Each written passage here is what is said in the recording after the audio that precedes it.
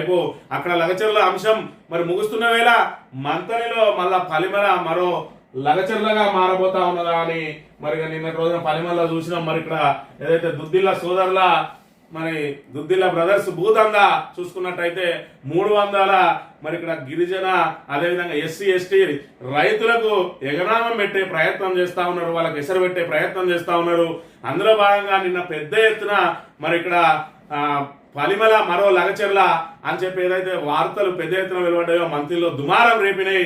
మరి దానికి దిద్దుబాటు చర్యల్లో భాగంగా దానికి సంబంధించి ఇటు శ్రీనుబాబు గాని ఇటు శ్రీధర్ బాబు గాని వివరణ ఇవ్వలేదు. కానీ కాంగ్రెస్ నాయకులు మాత్రం కోడిగుడ్డు మీద ఈకలు వెతికే చందంగా మరి వాళ్ళు విచిత్ర వాదనను తెరవీదికి తీసుకొచ్చిన పరిస్థితిని మనం ఇక్కడ చూడాలి. ఏదైతే మరి ఇక్కడ బీఆర్ఎస్ హయాంలోనే భూకంపకోణం జరిగిందని చెప్పి అదే విధంగా ఏదైతే రాజిరెడ్డి సింగిల్ విండో మాజీ చైర్మన్ ఉన్నాడో ఆయన మీ పార్టీ కదా అని చెప్పి ఒక కొత్త వాదనను తెరవీదికి తీసుకొచ్చిండు.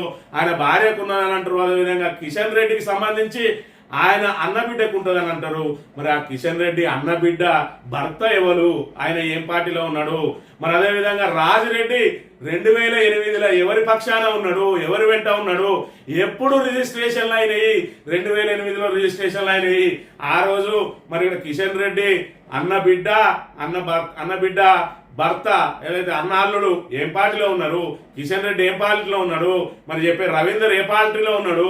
మరి ఇద్దరు పేర్లు అంటున్నావు, వనం రామచంద్రరావు చొప్పరి సదానందం అంటాను.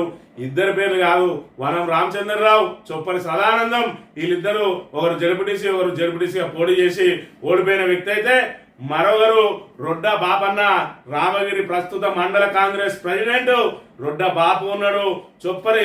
అదేవిధంగా సదానందం బండారి సదానందం ఉన్నాడు బీసీసీఎల్ మండల్ ప్రెసిడెంట్. అదే విధంగా ఇంకా అనేక మంది పేర్లు ఉన్నాయి. పులి రాయశం ఉన్నాడు, అదే విధంగా చల్ల జక్కిరెడ్డి ఉన్నాడు, అదే విధంగా తులసిగారి తిరుపతి పటేల్ బడా కాంట్రాక్టర్. ఆ బడా కాంట్రాక్టర్ ఎవరి వైపు ఉన్నాడు, ఎవరి వెంట ఉన్నాడు?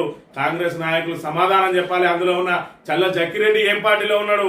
మరి ఇక్కడ పేర్లు అన్ని చదివినట్టయితే ఎవరు ఎప్పుడు ఏ పక్షాన ఉన్నారో చెప్పాలి. ఒక్క రాజిరెడ్డి ఇలా బీఆర్ఎస్ లోకి వచ్చిందని చెప్పి దాన్ని బీఆర్ఎస్ కు అంటగట్టే ప్రయత్నం చేస్తా ఉన్నారు. 2008లో మరి ఇక్కడ రాజిరెడ్డి కూడా శ్రీధర్ బాబు వెంటనే ఉండే, మరి ఆయన కూడా శ్రీధర్ బాబు భూములే అని చెప్పి ఒప్పుకుంటున్న పరిస్థితి. ఇవాళ ఆయన దక్కన్ సిమెంట్ చేయమంటే దక్కన్ సిమెంట్ చేస్తా, లేదంటే రైతులకు చేయమంటే రైతులకు చేస్తా, నేను దానికి సిద్ధంగా ఉన్నాను రాజిరెడ్డి చెప్తా ఉన్నాడు. మిగతా వాళ్ళందరితో కూడా మాట్లాడుండి, అందరితోటి కలిసి రైతులకు చేయించుండి, మీ సార్ను మాట్లాడవాను దక్కన్ సిమెంట్స్ కి ఎందుకు చేసిండ్రా అంటే మీ రాజిరెడ్డికి లేదా అంటారు. ఇదా సమాధానం మీరు చెప్పేది? ఇంకో నాయకుడు అంటాడు మరి ఇక్కడ ఏదైతే ఆ తహసీల్దార్ ఉన్నాడో ఆ తహసీల్దార్ను సస్పెండ్ చేయాలంటాను. ఎవరు? కుటుంబ సస్పెండ్ చేయాలనా? ఇలా అధికారం మీ చేతిలో ఉన్నది, మీరే సస్పెండ్ చేయాలంటారు. బాబు శ్రీధర్ బాబు గారు మన మీ నాయకుడే సస్పెండ్ చేయాలంటాడు. అంటే తప్పు చేసినట్టు ఒప్పుకున్నట్టే కదా. మీరు సిమెంట్ కంపెనీకి అప్పనంగా భూములు అప్పగించింది కదా, తహసీల్దార్ను సస్పెండ్ చేయమంటే ఎందుకు చేస్తలేరు? ఆయన ఎందుకు చేస్తారు? మీరు చెప్తూనే చేసిండు కదా, మీరే విధంగా సస్పెండ్ చేస్తారు. మరి ఈ రకంగా భూ కుంభకోణానికి సంబంధించి సరైన సమాధానం రాలేదు. కానీ మరి ఇక్కడ ఏదైతే బీఆర్ఎస్ నాయకుడు రాజిరెడ్డి ఉన్నాడని రాజిరెడ్డి కేంద్రంగా దీన్ని ప్రజలను తప్పుదో పట్టించే ప్రయత్నం చేస్తా ఉన్నాడు. దీనికి కంక్లూజన్ అది కాదు. కాంగ్రెస్ నాయకులారా ఆలోచన చేయండి, దాని కంక్లూజన్ అది కాదు.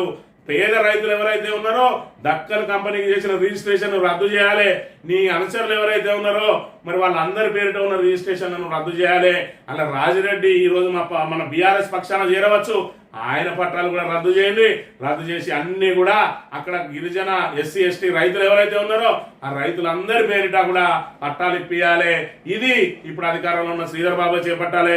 ఇంకో నాయకుడు అంటాడు మరి చల్లా తిరుపతి రెడ్డి ప్రస్తుత సింగిల్ విండో చైర్మన్ ఏమంటాడా అంటే మా సారు చేయబట్టే వాళ్ళు మరి అక్కడ ఇంకా కూడా ఏదైతే మోక మీద ఉన్నారు అని అంటా ఉన్నాడు. అంటే మీ సార్ 60 ఏళ్ల నుంచి మోక మీద ఉన్నారు, మరి మీ సార్ చేయబట్టి ఎట్లా 60 ఏళ్ల నుంచి మీ సారే మోక మీద ఉంచుతాడా? ఒక ప్రశ్న.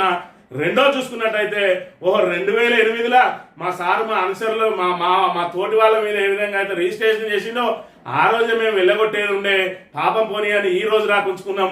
ఇప్పటికైనా ఖాళీ చేయాల్సిందే. మా సారు మరి అవి దక్కన్కు అమ్మేసిండు, మరి ఆ దక్కన్కు అప్పచెప్పాల్సిందేనా?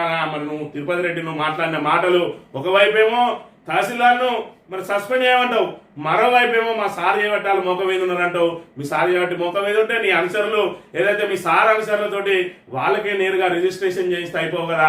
దక్కన్ కంపెనీకి ఎందుకు చేయాల్సి వచ్చింది, దక్కన్ కంపెనీలో వాటాలు ఎందుకు తీసుకోవాల్సి వచ్చింది, దీనికి అంతటి కూడా సమాధానం చెప్పాలి.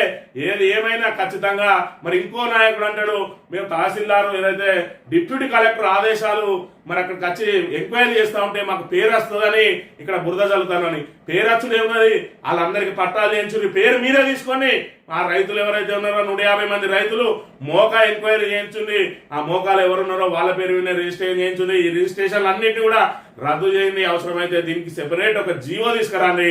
జీవో తీసుకొచ్చి వీటిని రద్దు చేసి ఎంక్వైరీ చేసి రద్దు చేసి వాళ్ళందరికీ పట్టాలు ఏంది మీ సార్ తోటే పట్టాలు పంపిణీ చేయించింది. దీన్ని ఎవడద్దంటాడు. మరి ఇక్కడ మీకు పేరు వస్తుందని మేము చూసినది గవర్నమెంట్ అనేది చేయాల్సింది నువ్వు, కానీ ఈ రోజు అప్పనంగా దక్కన్కు అమ్ముకున్నది మీరు, మరి ఇక్కడ వాటాలు తెచ్చుకునేది మీరు.